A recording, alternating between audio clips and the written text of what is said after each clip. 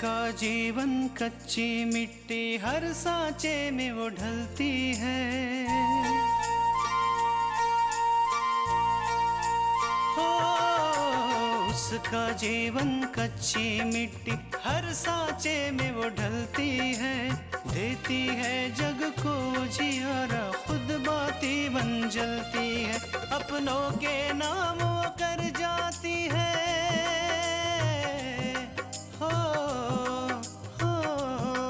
अपनों के नाम वो कर जाती है। सारा जीवन अपना बन के बेटी भाभी माँ वो सच कर दे हर सपना। सुकन्या सुकन्या सुकन्या हमारी बेटियाँ। नाना जी का बड़ा बेटा विराज है ना, उसने ही आकांक्षा को गुंडों से छुड़वाया। आकांक्षा के बारे में तुमने जितना मुझे बताया ना, उससे लगता है कि वो बहुत अच्छी लड़की। आकांक्षा को उन लोगों की मदद करने में तुमने देखा नहीं कितने सारे लोगों की दुआएं हैं आकांक्षा के साथ। और जब इतनी सारी दुआएं साथ होती है तो कोई लाभ क्या बुरा नहीं। लाखन को सबक सिखाने से ज्यादा जरूरी मुझे आकांक्षा की जान बचाना था। लाखन को कैसे सबक सिखाना है ये अब हम सोचेंगे।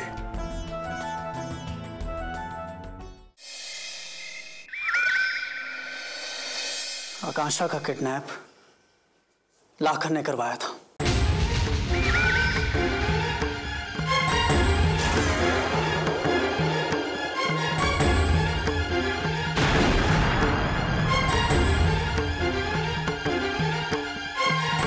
क्या कह रहे हो विराज? लाखन तो हमारी पार्टी का आदमी है, वो भला ऐसा क्यों करेगा? उसे इससे क्या फायदा होगा?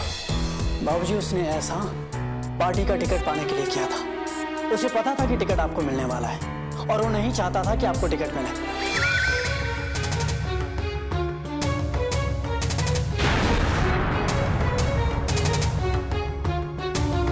इसीलिए उसने आकांक्षा और आपकी लड़ाई का फायदा उठाकर उसका किडनैप कर लिया।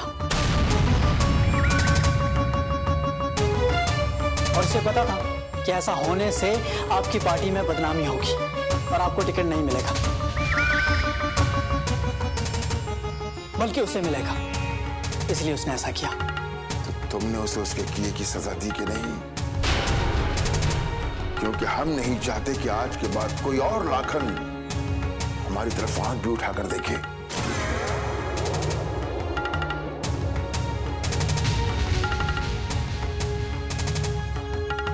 जी नहीं बाबूजी, चाहता तो मैं उसे उसी वक्त खत्म कर सकता था।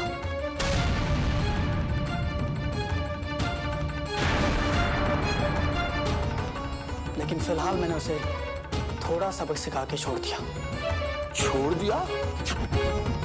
तुमने लाखन को छोड़ दिया? क्यों?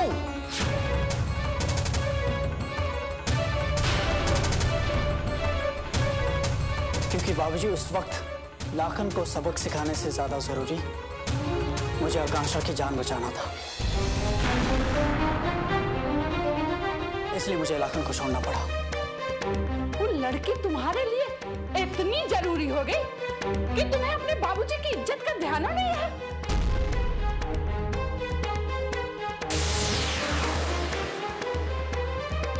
अरे, एक लाखन को माफ करने के बाद ना जाने कितने लाखन सिर उठा के खड़े हो जाइए।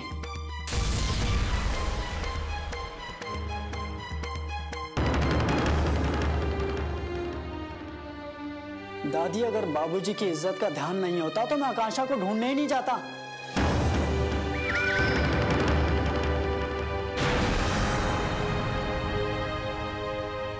और रही लाखन की बात, तो उसे आज नहीं तो फिर कभी सबक सिखाई दूंगा। नहीं विराज, तुम्हें इसके बारे में सोचने की जरूरत नहीं है।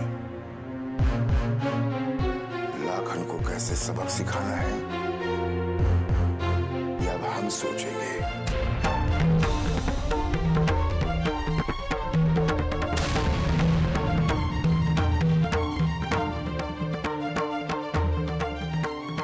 तुम जाओ, आराम कर लो।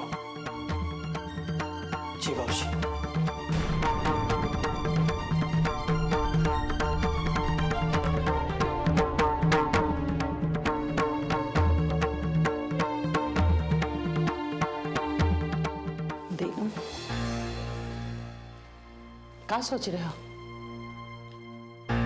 अम्मा, हम सोच रहे थे अगर आकांक्षा कुछ दिनों के लिए इस बस्ती वाले मामले से दूर रहती तो अच्छा था। कल कोर्ट की तारीख है, अगर आकांक्षा वहां नजर नहीं आए तो फैसला हमारे पक्ष में हो सकता है।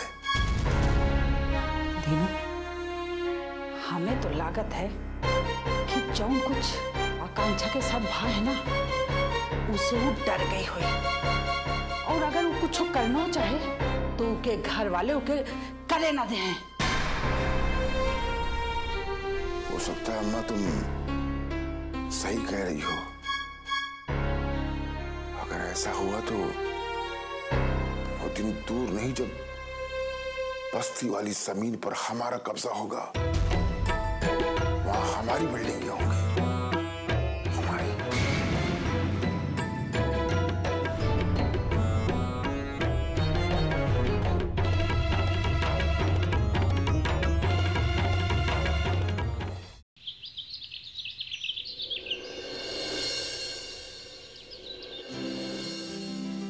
नहीं माँ, चाय रहने दीजिए, मुझे जाना है। मैं बहुत लेट हो रही हूँ माँ। अरे बेटा, चाय पीने में कितना समय लगता है, जल्दी से खत्म कर दे फिर चली जाना। ले पकड़ ले। ठीक है माँ।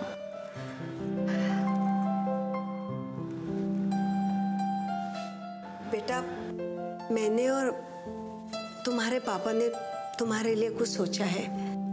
क्या माँ? पहले तुम वादा करो कि तुम सिर्फ हमारी बात सुनोगे नहीं बल्कि मानोगे भी। अच्छा, तो मेरे खिलाफ साजिश हो रही है।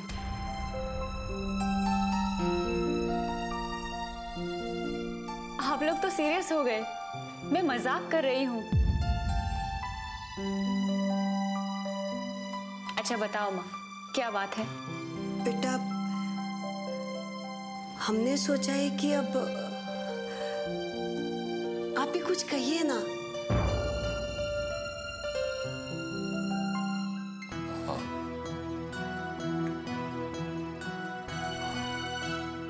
आकांक्षा, हमने ये सोचा है कि कोई अच्छा सा घर देखकर तुम्हारा रिश्ता तय कर दे।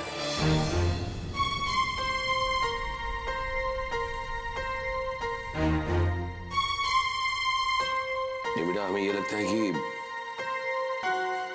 अब तुम्हें घर बसा लेना चाहिए।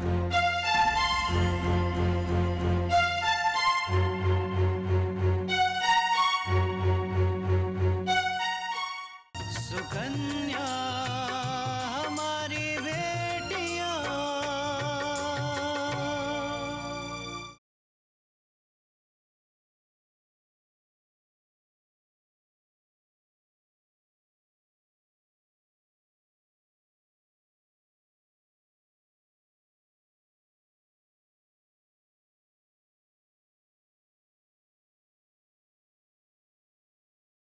सुकन्या हमारी बेटियां। नहीं बेटा, हमें ये लगता है कि अब तुम्हें घर बसा लेना चाहिए।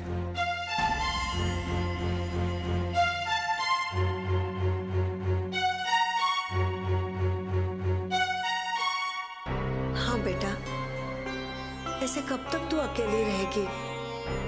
तुम्हें भी तो किसी न किसी के साथ की जरूरत है ना।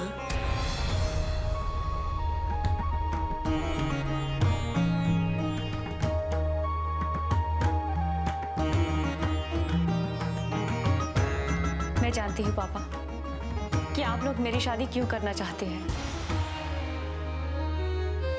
आप लोगों को यही लगता है ना कि जब मेरी शादी हो जाएगी तो मैं समाज सेवा करना बंद कर दूंगी। ऐसा नहीं होगा पापा।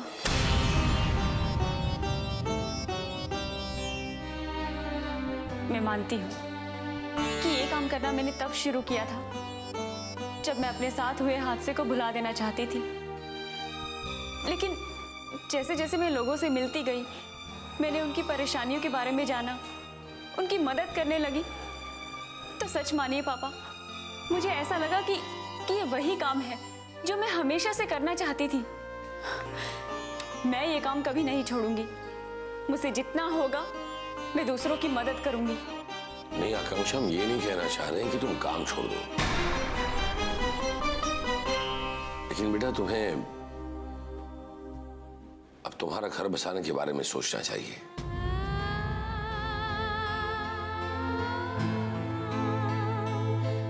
और उसमें कुछ बुरा भी नहीं है बेटा। ठीक है पापा, मैं आपसे इस बारे में कोई बहस नहीं करूंगी, लेकिन मेरी भी एक शर्त है। कैसी शर्त आकांक्षा? आपको लड़के वालों को और लड़के को इस बारे में बताना होगा कि मैं ये काम कभी नहीं छोड़ूंगी।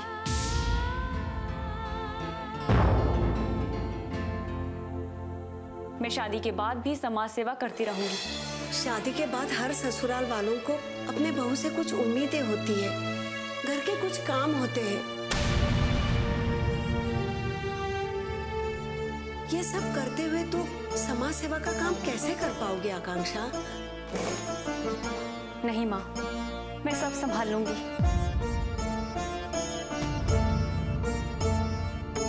लेकिन मैं ये काम कभी नहीं छोड़ना चाहती हूँ। आप लड़के वालों को ये सब बातें बताकर ही मेरा रिश्ता तय कीजिएगा।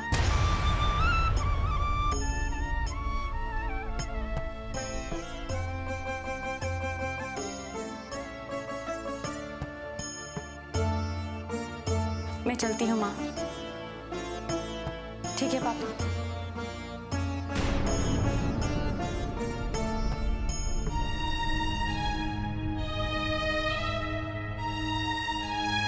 देखा कितनी जिद्दी हो गई है हमारी आकांक्षा। हमेशा अपनी ही मनमानी करती रहती है। लेकिन मैं भी तुम्हारी माँ हूं आकांक्षा।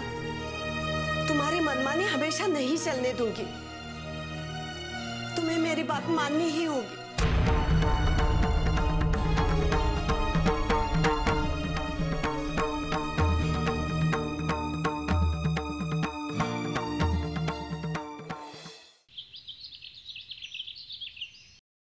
कल्याणी, मैं कुछ दिनों से एक बात सोच रहा था। कहिए बाबूजी। हाँ बेटा। आपके लिए चाय लीजिए। कृष्णा बेटा जी। तुम भी बैठ जाओ, मुझे कुछ बात करनी है। कहिए ना, क्या कह रहे थे आप? देखो कल्याणी, पूजा की शादी टूटने का जितना दुख हमको है, उससे कहीं ज्यादा दुख पूजा को होगा। हाँ, किसी भी लड़की के लिए सगाई होने के बाद में सगाई का टूट जाना बहुत बड़ी बात होती है। मैंने भी देखा है कि पूजा का मूड आजकल बहुत उखड़ा उखड़ा सा रहता है। किसी काम में उसका दिल ही नहीं लगता। हाँ बाबूजी, हमने भी यही महसूस किया है। आजकल पूजा कुछ ज्यादा ही चुपचाप रहने लगी है और ज्यादातर कमरे में ही रहती है वो। बेटा, मैं ये सोच रहा हूँ कि पूजा की शादी की बात हमें कहीं और भी चलानी चाहिए। हो सकता है कि इस नई जगह से रिश्ता जुड़ने के बाद पूजा अपना अतीत भूल जाए।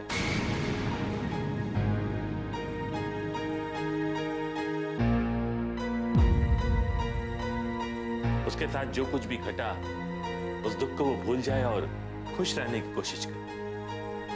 नहीं पापा, अब इसके लिए मैं तैयार नहीं हूँ।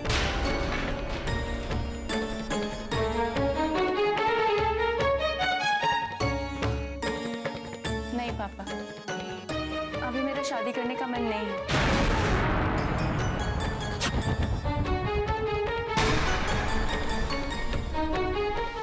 सुकन्या हमारी बेटियां,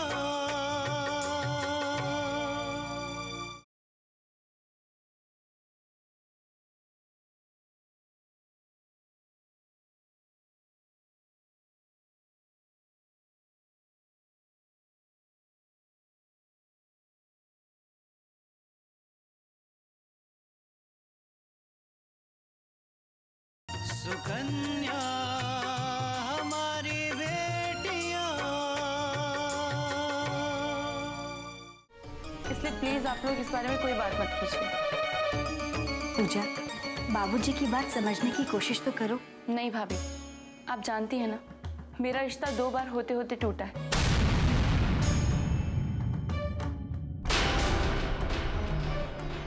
मुझे लगता है मेरा समय खराब चल रहा है, इसलिए प्लीज आप मेरे रिश्ते की बात कहीं और मत कीजिए।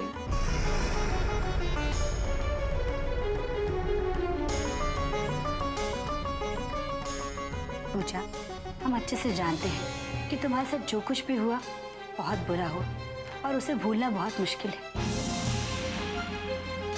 लेकिन तुम्हें अपनी जिंदगी में आगे बढ़ने की जरूरत है और इसका सबसे अच्छा तरीका है कि तुम इस शादी के लिए हाँ कर दो।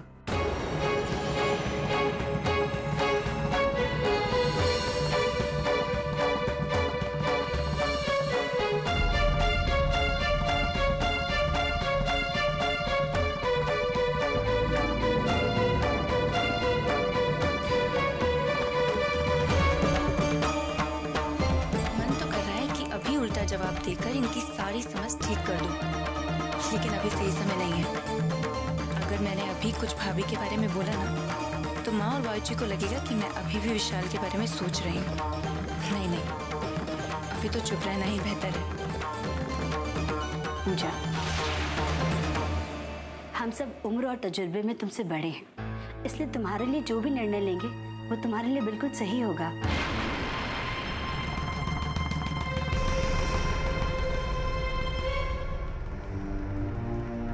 तृष्णा, मुझे थोड़ा सा नाश्ता दे दो, मुझे कुछ काम के लिए दिल्ली जाना।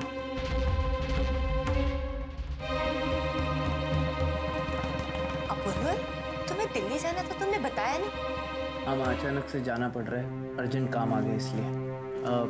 आज शाम या कल सुबह की फ्लाइट से वापस आ जाओ।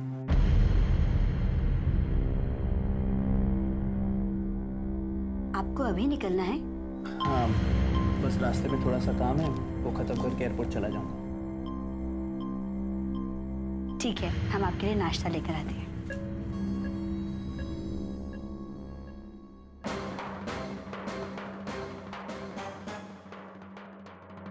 अच्छा मौका है, भैया दिल्ली जा रहे हैं। आज मैं विशाल से मिल सकती हूँ और उसे बता सकती हूँ कि यहाँ पर ये लोग क्या प्लान कर रहे हैं। अब जल्दी ही कोई रास्ता निकालना पड़ेगा। आकांक्षा जी, क्या हुआ? जज साहब ने क्या कहा? जज साहब ने कहा है कि जब तक ये फैसला नहीं हो जाता कि ये जमीन किसकी है, तब तक दीनानाथ के आदमी आप लोगों को तंग नहीं करेंगे। हमें स्टे ऑर्डर मिल गया है और अगली सुनवाई 2 दिनों बाद होगी। अरे बिटिया, ये सब तुम्हारी ही वजह से हुआ है, वरना हम तो सेठ के डर से कब का घर छोड़कर चले गए होते। आप हमारे लिए भगवान हो आकांक्षा जी, आज आपके कारण ही हमारे बच्चों के सर पर छत है। नहीं काका, मैंने जो कुछ भी किया है वो आप लोगों के लिए किया है, सच्चाई के लिए किया है, आप लोगों को आपका हक दिलाने के लिए किया है। अरे बस्ती वालों, मुंह क्या देख रहे हो? बिटिया का मुंह मीठा कराओ। नहीं नहीं काका, मैं अभी मिठाई नहीं खाऊंगी। मैं अपना मुंह उस दिन मीठा करूंगी जब आप लोग ये केस जीत जाएंगे।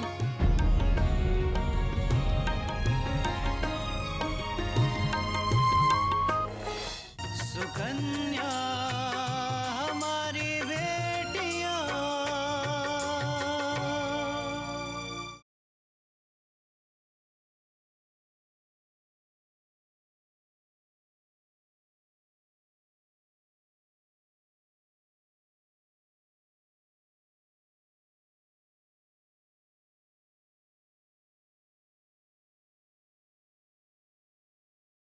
सुकन्या हमारी बेटियां।